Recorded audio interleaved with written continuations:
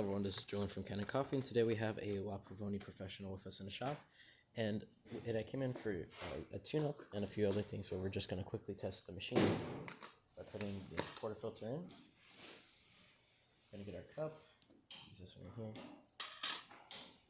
and we're just going to start by pulling the lever all the way up to hear the water hit. And then we're going to start pushing down, slow and evenly usually. Don't worry if this runs a little too fast or slow. We don't calibrate our grinders to these machines, but this is looking like a pretty okay shot.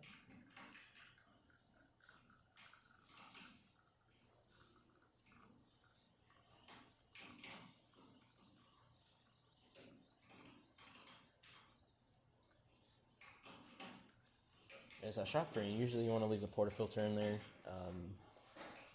for a little bit just to get all the pressure out of the glue head before you take it off. If you do take it off prematurely, you're going to have a lot of sneezing because of the built up pressure. And we're going to quickly just test the steam one by opening this up.